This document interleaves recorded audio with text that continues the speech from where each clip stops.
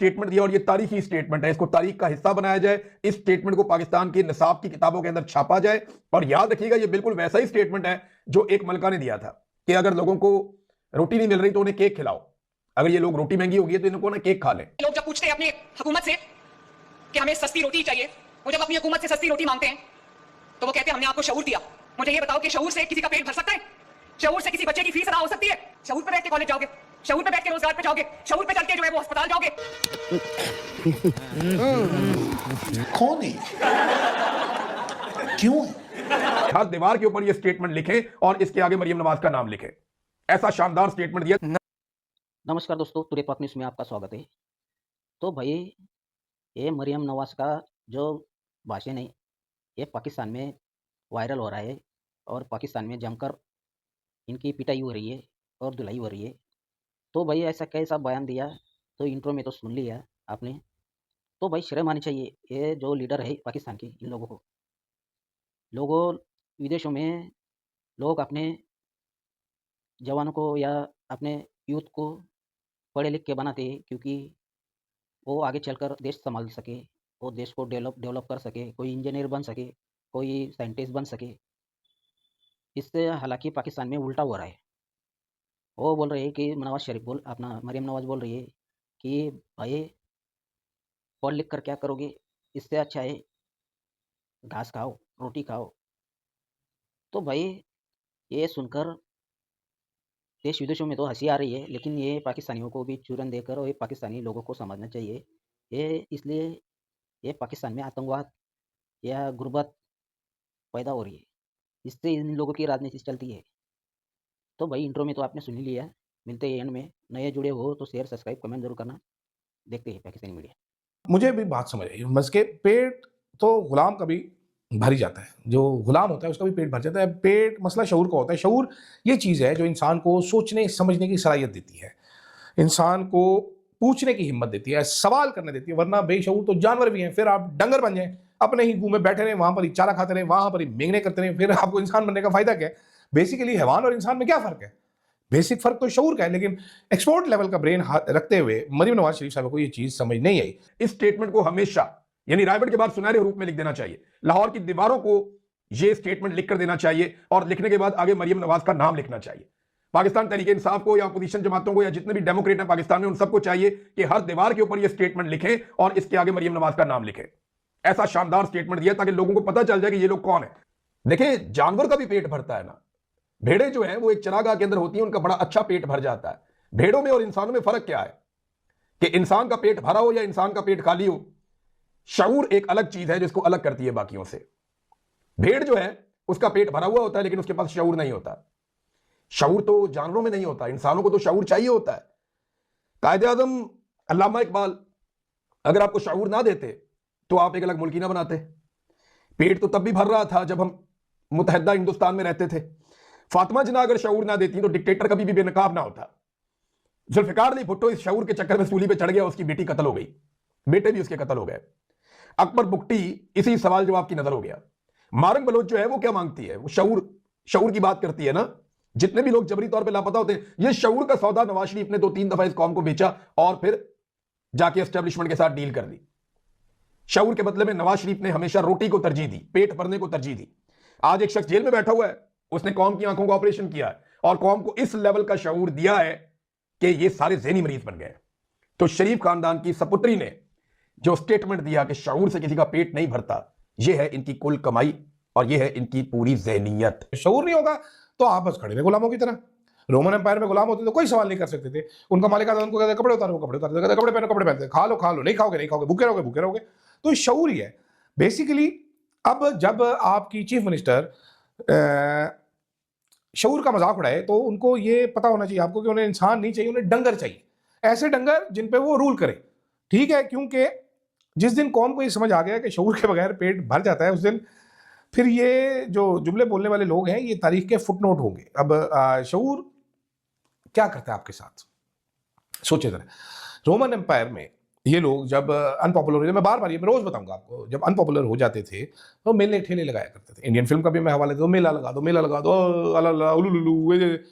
गुलाम सवाल नहीं किया करते। ये बेसिक शऊर है। मरीम नवाज शरीफ का इतना बड़ा ब्रेन है माशाल्लाह, एक्सपोर्ट लेवल का ब्रेन। उन्होंने कहा था कि जी हम बेस्ट अपने ब्रेन से एक्सपोर्ट करते हैं तो ज़बरदस्त हमारे मुल्क में तरक्की होगी। जब इतने लेवल की इस लेवल की अंडरस्टैंडिंग होगी ज़बरदस्ती की एक चीफ मिनिस्टर को। बल्कि उस दिन मैंने पीआईसी की एक वीडियो देखी जिसमें पीआईसी के वेटिंग रूम की वीडियो एक बंदे ने बनाई थी। 18 तस्वीरें थी सिर्फ मरीम नवाज की उस वेटिंग रूम के अंदर, 18 तस्वीरें। आप ये ठीक बात है कि शऊर पेट नहीं भरता, ठीक है, लेकिन आप इसको फिर इस बात से भी कि अकल से दौलत नहीं कमाई जा सकती।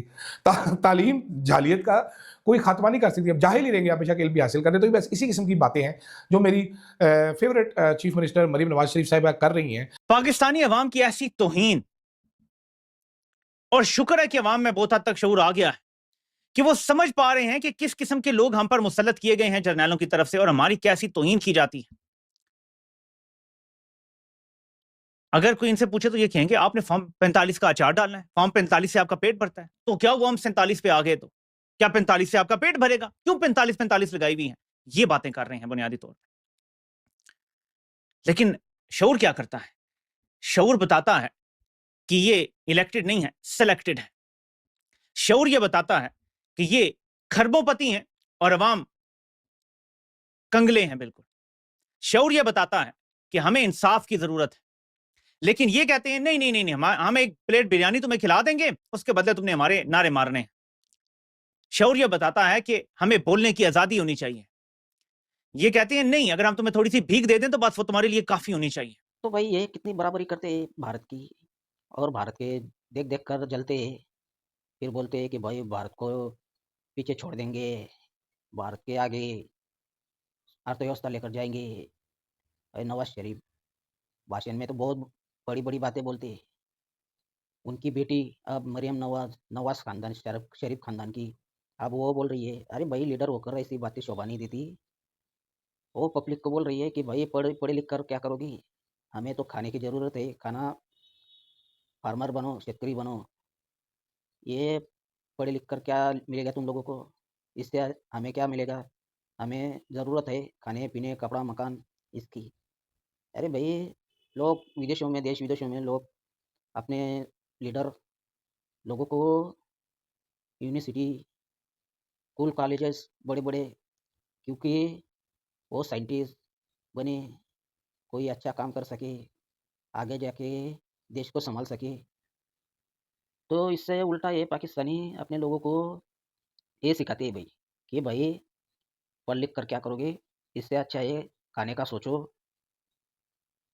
तो भाई ये शरीफ खानदान ही छोड़ो, जो भी पाकिस्तान में लीडर बना वो ये करता है। इससे पहले इमरान खान लोगों को बोल रहा था कि भाई मुर्गियाँ पालो, इससे अंडा निकलेगा तो लोगों की जेब में पैसा आएगा बेचकर।